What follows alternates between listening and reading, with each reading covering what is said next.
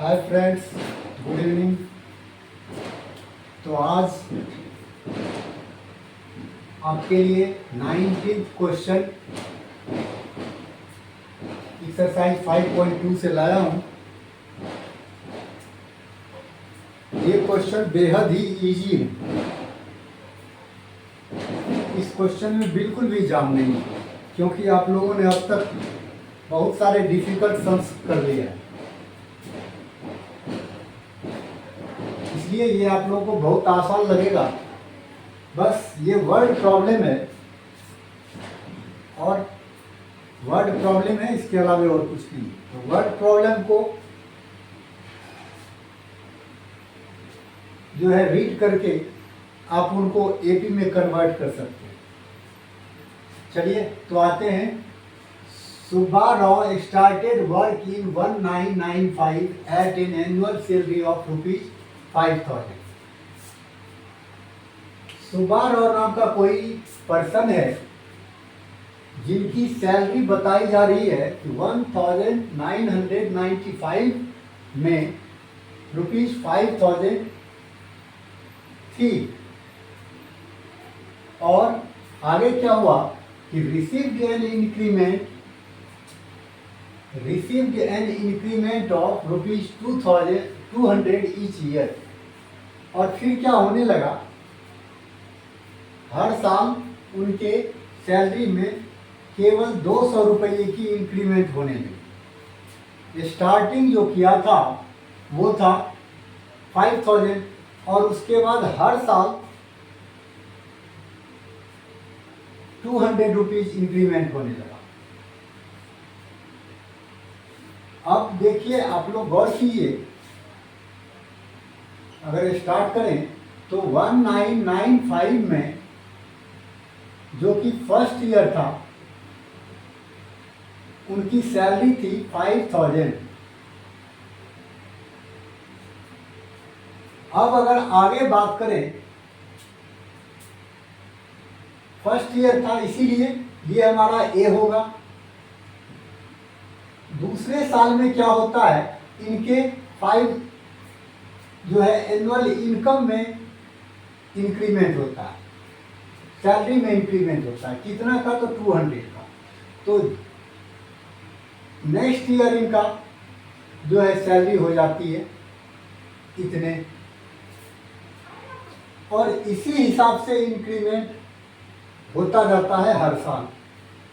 अगर आप third year की बात करें तो थर्ड ईयर में इसकी सैलरी हो जाता है कितने? 5,400। इस तरीके से बढ़ता जाता है। अब हमें पूछ रहा है कि कौन सा साल ऐसा होगा जिसमें उसकी सैलरी 7,000 हो जाएगी। ये कौन सा साल होगा? जैसे ये फर्स्ट ईयर था, ये सेकेंड ईयर था, ये थर्ड ईयर था, तो कौन सा ईयर होगा जिसमें उसकी सैलरी 7,000 हो जाएगी? This is the last term of AP. तो सिंपली आप कह सकते हो कि ए कितना हो गया आपका 5,000 और डी कितना हो गया 5,200 माइनस 5,000। ये सब तो आप लोगों ने पहले ही पढ़ रखा है। और आप ऐसे भी जानते हैं कि 200 रुपये हर ईयर उनका इंक्रीमेंट होता है। तो वो जो इंक्रीमेंट है वही इनका डी है। एंड ए एन जो होगा वो क्या हो जाएगा? 7,000। तो कौन सा साल जो होगा उसमें उनकी सैलरी यहां तक पहुंच जाएगी। दैट मीन्स ये कौन सा नंबर होगा? ये फर्स्ट था, ये सेकेंड था, ये थर्ड था। अब यहां पर कौन सा ईयर होगा, एन की वैल्यू क्या आएगी ताकि उनकी एनुअल सैलरी 7,000 रीच कर ले। चलिए तो अब आगे बढ़ते हैं। अब इसी स्टेटमेंट को हम उठाते हैं। A n equals to 7,000 a n means हो गया a plus N minus one into d 7000। A के प्लेस पे हम 5000 पुट करेंगे, एन माइनस वन हमारा यही रह जाएगा और डी के जगह पे 200 पुट करते और ये 7000 प्लस। हम इसमें कुछ भी नया नहीं कर रहे, इसी स्टेटमेंट को बढ़ाते जा रहे हैं और वैल्यू इसमें पुट करते जा रहे हैं। अब सिंपली आपको पहले भी बताया था, इस टर्म को निकालना है, फाइंड आउट करना है, तो इसको आप यही रहने दीजिए, मल्टीप्लाई 200 के साथ 5000 को उधर मूव करवाइए, तो 7000 और ये प्लस 5000 है, उधर जाएगा तो माइनस 5000 हो जाएगा। सिंपली अब अगर n माइनस वन की वैल्यू निकालेंगे तो ये माइनस होकर के 2000 होगा और ये 200 मल्टीप्लाई में है, इधर आएगा तो डिवाइड हो जाएगा, 2 0 कैंसिल 2 10। अब n की वैल्यू हमको फाइंड आउट करना है तो ये 1 को उधर मूव करवाना पड़ेगा, 10 plus 1 equals to 11। That means a 11 जो होगा उसमें 7000 रीच कर जाएगा। आप ध्यान रखना कि ए को हम A1 कहते हैं, फर्स्ट ईयर में 5000 था, इसका मतलब है सेकेंड ईयर में 5200 हो गया। इसका मतलब है कि 11th ईयर में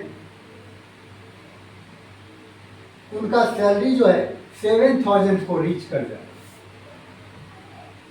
तो आपका आंसर आ गया 11th ईयर।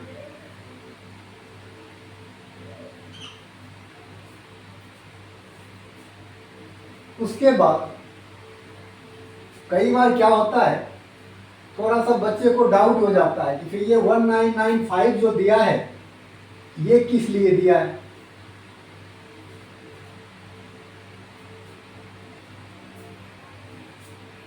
तो 1995 का यहाँ कोई यूज नहीं है, क्योंकि सीधा पूछ रहा है कि किस साल में वो 7000 को रीच कर जाएगा। तो 11वीं साल में वो रीच कर जाएगा 7000 को। अगर इसके अलावे आपके ब्रेन में ये 1995 घूम रहा है तो आप इसको लेके भी आंसर दे सकते हैं और फिर भी आपको मार्क्स उतने ही मिलेंगे। अगर 1995 फर्स्ट ईयर है तो 11th ईयर कौन सा होगा, सीधी सी बात है। Hence, answer is 2005। आप जोड़ सकते हैं क्योंकि फर्स्ट ईयर तो यही कवर कर रहा है, इसका मतलब है कि इसमें 10 ईयर ही जोड़ेंगे। तो 1995 है, इसमें 10 अगर जोड़ोगे तो 2005 आएगा। फर्स्ट ईयर तो ये कवर कर रहा है। तो आप अगर 2005 भी लिख देंगे तो मार्क्स आपको उतना ही मिलना है, लेकिन ये एक्स्ट्रा है, इसकी कोई ज़रूरत नहीं है। 11th ईयर आपका आंसर हो जाएगा। अगर ये लिखते हैं तो गलत नहीं करेगा कोई, मार्क्स उतना ही देगा, बेकार का एक स्टेप हम बढ़ा देंगे। तो ये आपका क्लियर है। अब हम क्वेश्चन नंबर 20 की तरफ आते हैं।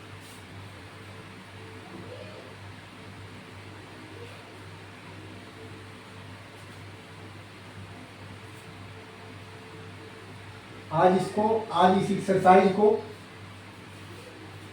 फिनिश करने का इच्छा कि आज इसको फिनिश करें और कल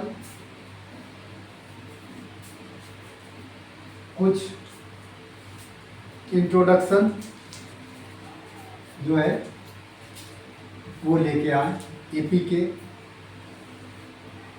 5.3 एक्सरसाइज के लिए, इंट्रोडक्शन विद फॉर्मूला।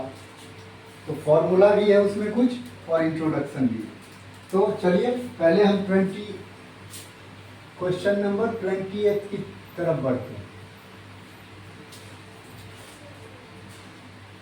और एक्चुअली ये क्वेश्चन बहुत ही आसान है।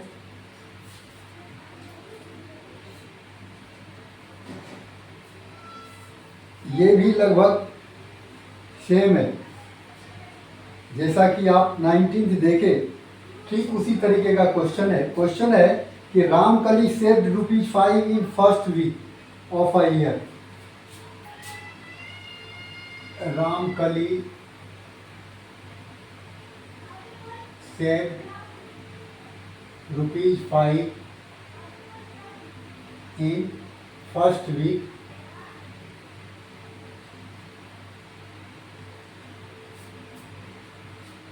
of a year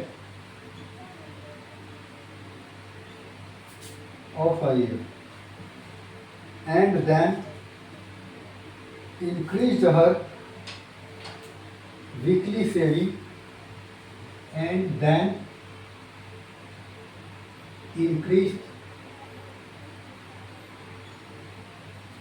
her weekly saving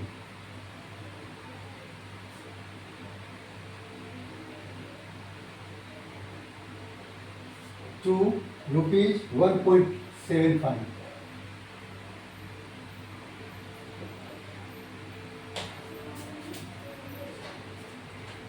If in the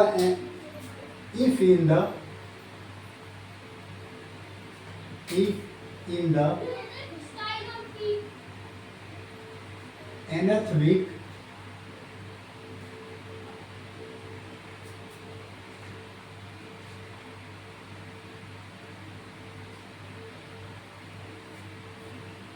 her weekly saving becomes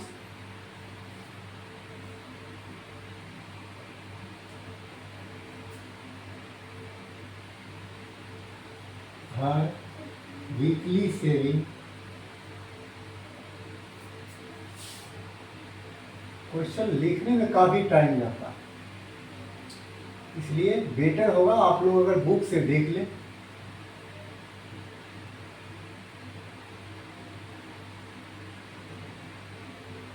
becomes ₹20.75.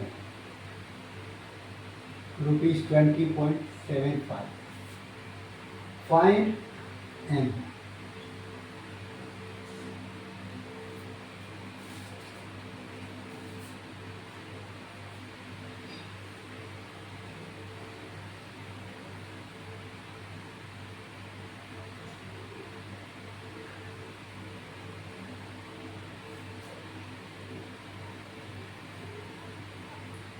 Question same है।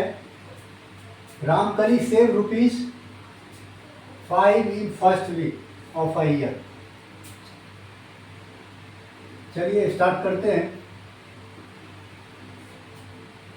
फर्स्ट वीक में जैसा कि पहले बताए थे, फर्स्ट वीक में ₹5 सेव करती है और क्या होता है, वीकली सेविंग जो है इतना इंक्रीज हो जाता है 1.75। तो नेक्स्ट वीक में जो है वीकली सेविंग इंक्रीज हो जाता है। फर्स्ट में ये है तो अगले सेकेंड वीक में जो है इसका हो जाएगा 6.75। और इसी तरीके से अगर थर्ड वीक की बात करें तो क्या होगा, थर्ड वीक में हो जाएगा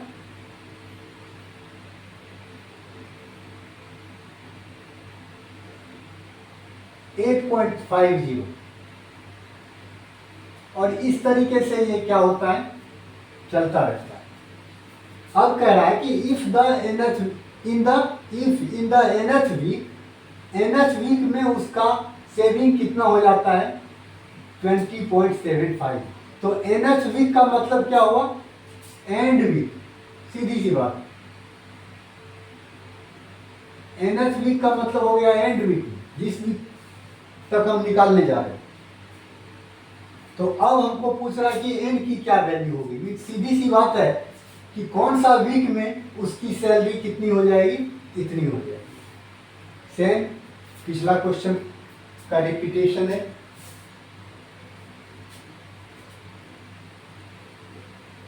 ये हमारा एपी है और इसमें ए की वैल्यू हो गई 5 और डी की वैल्यू हो गई 6.75 minus 5 that is 1.75 and N की वैल्यू क्या हो गई, sorry not N, A N की वैल्यू हो गई 20.75।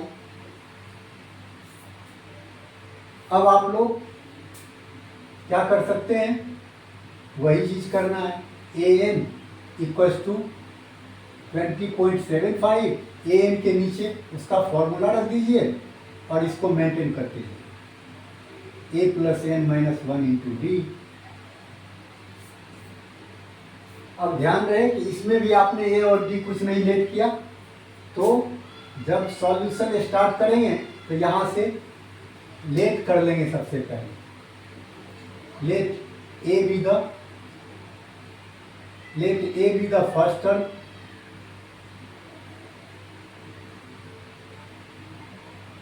and D is the common difference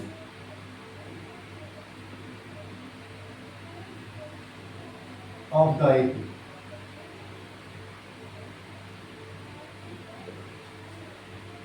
अब आगे कीजिएगा तो ज़्यादा बढ़िया रहेगा। यहाँ अगर लिखना चाहे तो AP लिख लीजिए 20.75। अब क्या करना है, इसकी वैल्यू पुट करनी है, ए की वैल्यू है 5 plus N minus 1 into D की वैल्यू है 1.75 इक्वल्स टू 20.75। अब वही काम करना है, इसको हमें यही रख लेना है 1.75 और 5 को उधर मूव करवा देना, 20.75 माइनस 5।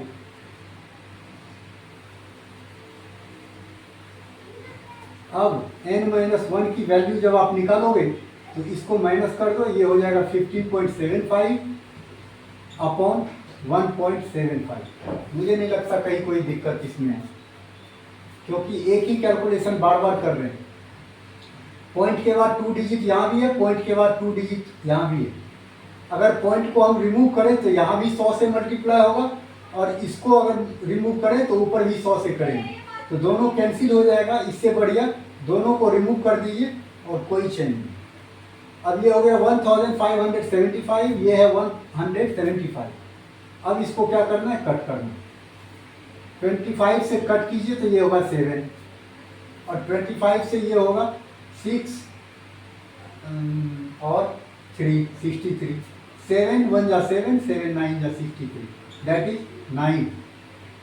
अब आप n की वैल्यू निकालेंगे तो क्या हो जाएगा, 9 प्लस 1 उधर मूव करेगा, 9 प्लस 1 10 होगा। तो फिर वही जो पूछ रहा था कि किस वीक में उसकी सेविंग जो है 20 रुपीज़ 75 पैसे हो जाएंगे, तो वो वीक कौन सा है, 10th वीक है। क्लियर है, मेरे ख्याल में इसमें कहीं कोई दिक्कत नहीं आनी चाहिए। और जो बच्चे इतने बड़े बड़े सम्स कर लिए हों उनको इस छोटे से सम में मुझे नहीं लगता कोई खास प्रॉब्लम है। तो अब आप लोगों का ये एक्सरसाइज फिनिश हो गया। अब नेक्स्ट डे आप लोगों के लिए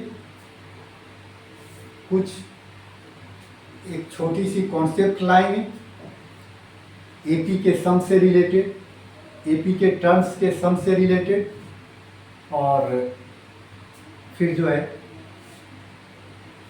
5.3 करवाएंगे। Thanks to all.